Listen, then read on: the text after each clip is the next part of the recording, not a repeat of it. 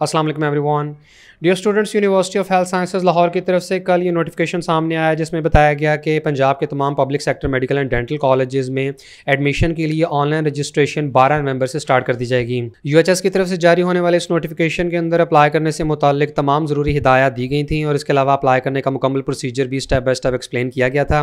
तो यहाँ अप्लाई करने के लिए लिंक भी दिया गया है, इस पर क्लिक करें जिससे बैंक ऑफ पंजाब की वेबसाइट का ये पेज ओपन हो जाएगा और यहाँ से अब तमाम कैंडिडेट्स ने स्टेप बाय स्टेप तमाम प्रोसेस को कंप्लीट करते हुए अपनी ऑनलाइन रजिस्ट्रेशन मुकम्मल करनी है। लेकिन ये प्रोसीजर थोड़ा कॉम्प्लिकेटेड सा होता है और इसलिए स्टूडेंट्स को बड़ा केयरफुल रहना चाहिए, किसी किस्म की मिस्टेक ना करें। कोशिश करें कि किसी एक भी कॉलम में आपसे गलती ना हो, क्योंकि बाद में जब आप अपनी एप्लीकेशन सबमिट कर देते हैं तो उसकी एडिटिंग का कोई ऑप्शन अवेलेबल नहीं होता और फिर इन दी एंड यूएचएस को जब बहुत ज़्यादा कंप्लेंट्स मौसूल होती हैं, जब स्टूडेंट्स की तरफ से बार बार रिक्वेस्ट की जाती है कि हमसे अप्लाई करते हुए ये गलतियाँ हो गई हैं, तो फिर यूएचएस के पास सिर्फ वाहिद सोल्यूशन ये बचता है कि आप स्टूडेंट्स यूएचएस जाकर वहाँ पर फिर अपनी करेक्शन करवा सकते हैं। और ये खासा लेंथी प्रोसेस होता है और इसमें स्टूडेंट्स को थोड़ी दुश्वारी भी काटनी पड़ती है, इसलिए पहले से ही अगर केयरफुल रहकर फॉर्म फिल किया जाए तो ये मेरा ख्याल है ज़्यादा बेहतर रहेगा। तो बैंक ऑफ पंजाब की ऑफिशियल वेबसाइट के इस पेज से ही तमाम कैंडिडेट्स ने पंजाब के public sector medical and dental institutions में एडमिशन के लिए अप्लाई करना है।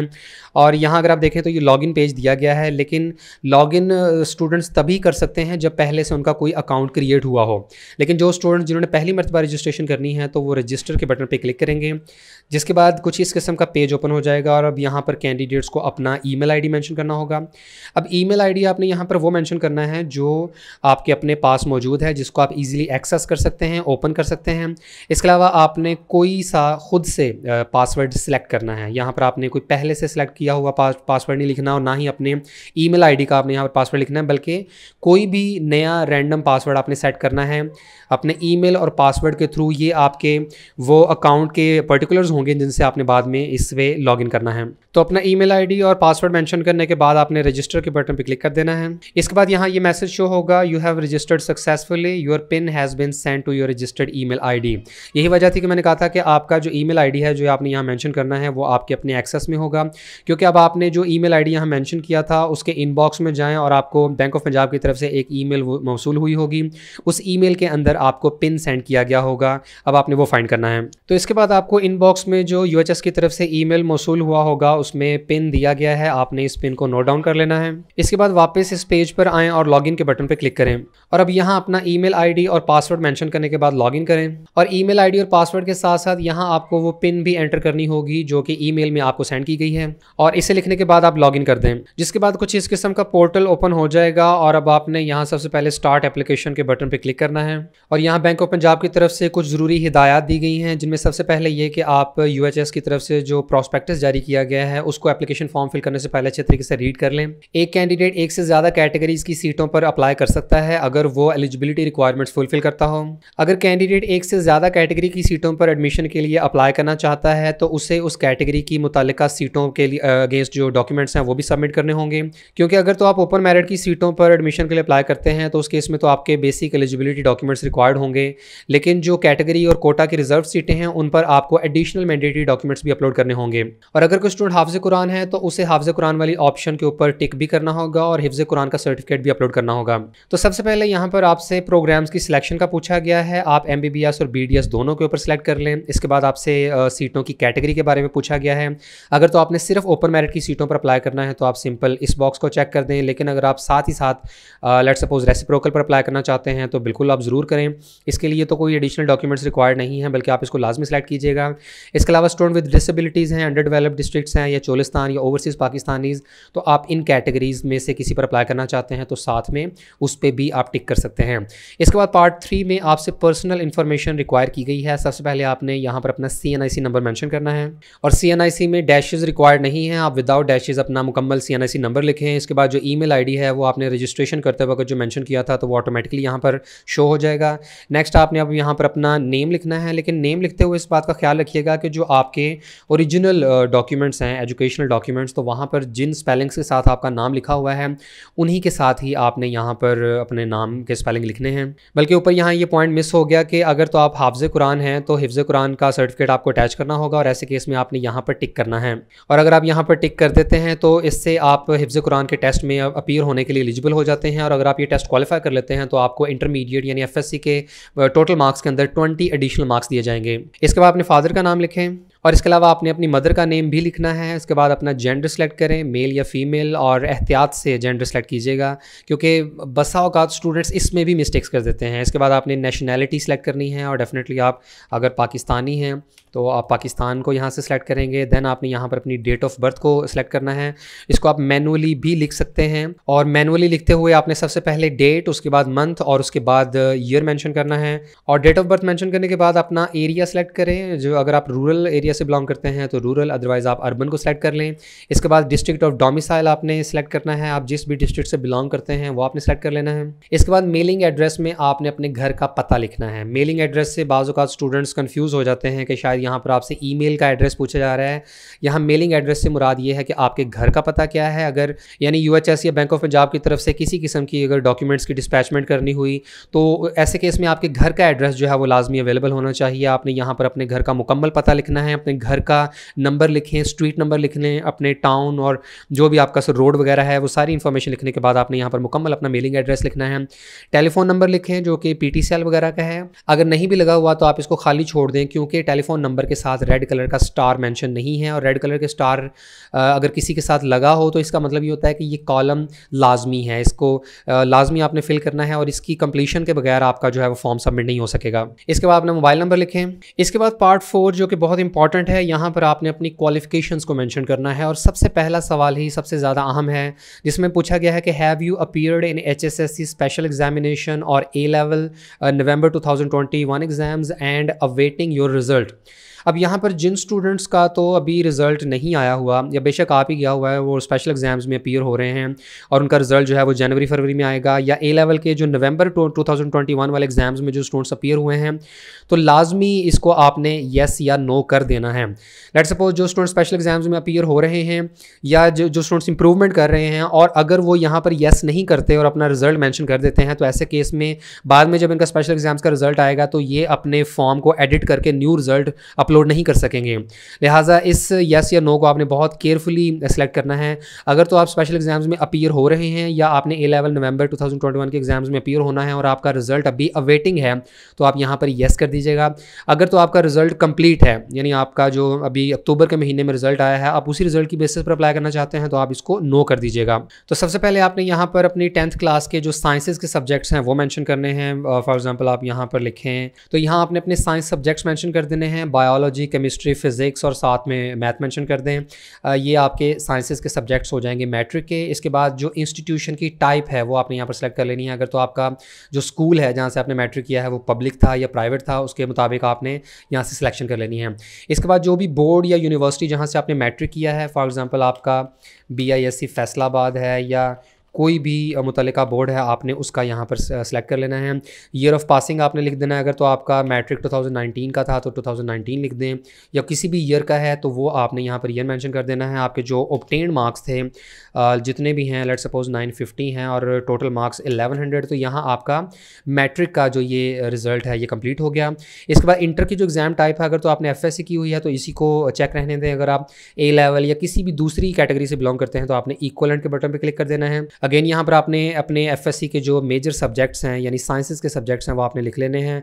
अब चूँकि मैट्रिक में तो आपने मैथ पढ़ा होगा लेकिन FSC में तो मैथ नहीं होता, लिहाजा आपने यहाँ पर बायोलॉजी, केमिस्ट्री और फिजिक्स को सिलेक्ट कर लेना है। दैन इंस्टीट्यूशन टाइप में अगर आप पब्लिक सेक्टर या प्राइवेट सेक्टर जहाँ पर भी पढ़े हैं वो आपने सेलेक्ट कर लेना है। अगेन आपसे बोर्ड का पूछा जा रहा है तो आप इसको कॉपी करके यहाँ पेस्ट कर दें, that is your BISC Faisalabad 2021 में। लेट्स सपोज आपने इंटरमीडिएट किया है, आपके जो मार्क्स हैं वो माशाल्लाह से 1050 हैं आउट ऑफ 1100। तो इसके बाद आपने क्या करना है कि आपके एफएससी या इक्विवेलेंट जो भी आपने डिग्री कंप्लीट की है तो उसके जो साइंसेस के सब्जेक्ट्स हैं उसके ऑब्टेन्ड और टोटल मार्क्स आपने यहाँ मेंशन करने हैं। केमिस्ट्री में मिसाल के तौर पर आपके नहीं तो 200 में से आपके 180 मार्क्स हैं तो आपने यहाँ पर 200 में से 180 लिख देने हैं। अगर आप बायोलॉजी में 195 मार्क्स हासिल किए तो आपने ये लिख देना है। और इसके बाद फ़िज़िक्स या मैथमेटिक्स, ये मैथमेटिक्स की चॉइस होती है ऐसे स्टूडेंट्स के पास जिन्होंने ए लेवल्स किया हो। केमिस्ट्री और बायोलॉजी ये 2 मैंडेटरी सब्जेक्ट्स हैं, जबकि फ़िज़िक्स या मैथमेटिक्स ये ऑप्शनल हैं। दोनों में से कोई भी सब्जेक्ट अगर पढ़ा हो स्टूडेंट ने इंटरमीडिएट लेवल पर तो वो काबिल कबूल है और यहाँ पर उसके मार्क्स आप एंटर कर दें। तो इस तरीके से आपका ये पोर्शन कंप्लीट हो जाएगा। देन आपने क्या करना है, पार्ट 5 में जो आपका एडमिशन टेस्ट है यानी एमडी कैट, उसकी आपने इन्फॉर्मेशन यहाँ देनी है। अगर तो आपने 2020 के एमडी कैट की बेसिस पर अप्लाई करना है तो उसका रोल नंबर और बाकी सारी इन्फॉर्मेशन दे दें। लेकिन जिन स्टूडेंट्स ने 2021 वाला एमडी कैट दिया हुआ है तो उसकी बेसिस पर वो यहाँ पर अप्लाई करेंगे। यहाँ पर आपने अपना रोल नंबर मेंशन करना है जो भी आपका एमडी कैट का रोल नंबर था। इसके बाद आप यहाँ अपना रोल नंबर लिखें और रोल नंबर लिखने से होगा ये कि ऑटोमेटिकली आपका जो रिकॉर्ड है पीएमसी की तरफ से वो यहाँ पर शो हो जाएगा। आपको ये बाकी कॉलम्स मैनुअली फिल करने की ज़रूरत नहीं है, सिर्फ रोल नंबर लिखने से ऑटोमेटिकली तमाम कॉलम्स फिल हो जाएंगे। जिसके बाद अब आपने सेव एंड कंटिन्यू के बटन पर क्लिक कर देना है। इसके बाद ये पेज ओपन हो जाएगा और यहाँ आप कैंडिडेट्स को पार्ट 6 में जो कि एप्लीकेशन प्रोसीजर का सेकंड लास्ट पार्ट है, यहाँ आपने तमाम ज़रूरी डॉक्यूमेंट्स अपलोड करने होंगे। और डॉक्यूमेंट्स 2 तरह के हैं। एक तो वो डॉक्यूमेंट्स हैं जो कि हर तरह की कैटेगरी के स्टूडेंट्स को लाजमी अपलोड करने ही हैं, इन्हें मैंडेटरी डॉक्यूमेंट्स का नाम दिया जाता है। इसमें आपका मैट्रिक का सर्टिफिकेट आ जाता है, इंटरमीडिएट का रिजल्ट कार्ड आ जाएगा, इसके अलावा डोमिसाइल सर्टिफिकेट, CNIC या बी फॉर्म की कॉपी और एमडी कैट का रिजल्ट कार्ड वगैरह। और यहाँ से कैंडिडेट्स को 1 बाय 1 तमाम ऑप्शंस को सिलेक्ट करते हुए मतलूबा डॉक्यूमेंट्स को अपलोड करना होगा। इसके अलावा जो स्टूडेंट्स कुछ स्पेसिफिक कैटेगरीज के ऊपर भी एडमिशन के लिए अप्लाई कर रहे हैं तो ऐसे केस में उनको एडिशनल डॉक्यूमेंट्स अपलोड करने होंगे। जैसे कि हाफिज़ कुरान स्टूडेंट्स को हिफ्ज़ कुरान का सर्टिफिकेट अपलोड करना होगा, डिसेबिलिटी वाले स्टूडेंट्स को डिसेबिलिटी सर्टिफिकेट अपलोड करना होगा। इसी तरीके से अंडर डेवलप्ड डिस्ट्रिक्ट, चोलिस्तान और ओवरसीज कैंडिडेट्स की सीटों पर अप्लाई करने वाले कैंडिडेट्स को भी एडिशनल डॉक्यूमेंट्स अपलोड करने पड़ेंगे। इससे कबल इस वीडियो में आपके साथ UHS की तरफ से उस नोटिफिकेशन की मुकम्मल इन्फॉर्मेशन शेयर की गई थी जिसमें ये बताया गया था कि कैंडिडेट्स को अप्लाई करते हुए कौन कौन से डॉक्यूमेंट्स की रिक्वायरमेंट है, कौन कौन से डॉक्यूमेंट्स उन्होंने तैयार करवाने हैं और किस कैटेगरी के अगेंस्ट डॉक्यूमेंट्स की अपलोडिंग किस तरीके से होगी। तमाम कैंडिडेट्स को अपने ओरिजिनल डॉक्यूमेंट्स को स्कैन करके यहाँ अपलोड करना होगा। इसलिए मैं हाईली रिकमेंड करूँगा कि आप इस वीडियो को अच्छे तरीके से देख लें और यहाँ से डॉक्यूमेंट्स अपलोड करने के तमाम तर जो तरीकाकार है और रूल्स एंड रेगुलेशंस को अच्छे तरीके से समझ लें और उसके बाद ही आप डॉक्यूमेंट्स की अपलोडिंग करें, क्योंकि UHS की तरफ से काफ़ी ज़्यादा शराइत रखी गई हैं डॉक्यूमेंट्स अपलोडिंग से रिलेटेड। और एक लंबा चौड़ा डॉक्यूमेंट भी सामने आया था जिसमें वो तमाम रेगुलेशंस, वो तमाम रूल्स और प्रोसीजर बताए गए थे जिसके तहत कैंडिडेट्स ने अपने डॉक्यूमेंट्स को स्कैन करके अपलोड करना है। और उसमें स्कैन करने का तरीका और फाइल साइज़ और इसके अलावा आपने कौन कौन से डॉक्यूमेंट कहाँ कहाँ अपलोड करना है इसकी मुकम्मल इन्फॉर्मेशन डिटेल में शेयर की गई थी। तमाम कैंडिडेट्स को अपने ओरिजिनल डॉक्यूमेंट स्कैन करके PDF फॉर्मेट में अपलोड करने होंगे और एक फाइल का साइज़ 2 MB से ज़्यादा नहीं होना चाहिए। तमाम डॉक्यूमेंट सक्सेसफुली अपलोड करने के बाद कंटिन्यू के बटन पर क्लिक करें और इसके बाद आखिरी स्टेप में अब कैंडिडेट्स को अपने तमाम मेडिकल एंड डेंटल कॉलेजेस की प्रेफरेंस को सिलेक्ट करना पड़ेगा। और यहाँ कैंडिडेट्स को सिंपली 1 बाय 1 तमाम कॉलेजेस की प्रेफरेंस का इंतखाब करना होगा। नंबर 1 प्रेफरेंस पर आप जिस कॉलेज को रखना चाहते हैं उसे यहाँ से सिलेक्ट कर लें। इसी तरीके से number 2 preference, number 3 and 4 and so on, आपके जितने भी यहाँ पर प्रेफरेंसेस के कॉलम्स दिए गए हैं इन सब को आप 1 बाय 1 फिल कर लें। प्रेफरेंस के इंतखाब में बहुत ज़्यादा स्टूडेंट्स कंफ्यूज होते हैं कि किस कॉलेज को नंबर 1 पे रखना चाहिए, किसको नंबर 2 पे रखना चाहिए और इसी तरीके से इसका एक ऑर्डर या सीक्वेंस क्या होना चाहिए। तो बताते चलें कि इसका कोई भी स्पेसिफिक सीक्वेंस या ऑर्डर नहीं होता है, बल्कि ये एक इंडिविजुअल स्टूडेंट की अपनी चॉइस होती है कि वो किस कॉलेज को सबसे ज़्यादा प्रेफर करता है और वो किस तरीके से तमाम कॉलेजेस की प्रेफरेंस को मुंतखब करता है। मिसाल के तौर पर आमतौर पर तो होता ही है कि स्टूडेंट्स क्या करते हैं कि किंग एडवर्ड मेडिकल यूनिवर्सिटी को नंबर 1 पे रख लेते हैं, इसके बाद इलाहाबाद मेडिकल कॉलेज और लाहौर के तमाम कॉलेजेस को सिलेक्ट करने के बाद फिर अपने शहर का कॉलेज सेलेक्ट कर लिया एंड देन पंजाब के बाकी जितने भी शहरों के मेडिकल कॉलेजेस हैं उन सब को सिलेक्ट कर लिया। लेकिन असल में होना ये चाहिए कि आप हमेशा प्रेफरेंस मुंतखब करते हुए ये देखें कि आप किस कॉलेज में एडमिशन लेना पसंद करते हैं। ऐसा कौन सा कॉलेज है पंजाब के तमाम कॉलेजेस में से जहां अगर आपका दाखिला हो जाए तो वो आपके लिए सबसे ज़्यादा सूटेबल रहेगा। इसमें ये चीज़ ज़रूर कंसीडर किया करें कि अगर आपके अपने होम टाउन में कोई कॉलेज है तो उसको आप प्रायोरिटी नंबर 1 पे रखें। पिछले काफ़ी सालों में हमने इस तरह की एग्जांपल्स देखी हैं कि स्टूडेंट मिसाल के तौर पर अगर वो मुल्तान से बिलोंग करता है और उसका प्रेफरेंस सेलेक्ट करते हुए उसने लाहौर के कॉलेजेस को टॉप पे रख लिया, अब उसका मेरिट बन रहा था तो उसका एडमिशन एडमिशन हो गया किंग एडवर्ड मेडिकल यूनिवर्सिटी में या अल्लामा इकबाल मेडिकल कॉलेज में, लेकिन उसको रियलाइज़ हुआ कि मुल्तान से लाहौर आना जाना, ट्रैवलिंग, वहाँ हॉस्टल, तो उसका इतने मेरिट के साथ उसके अपने शहर मुल्तान में निश्तर मेडिकल यूनिवर्सिटी में भी दाखिला हो सकता था।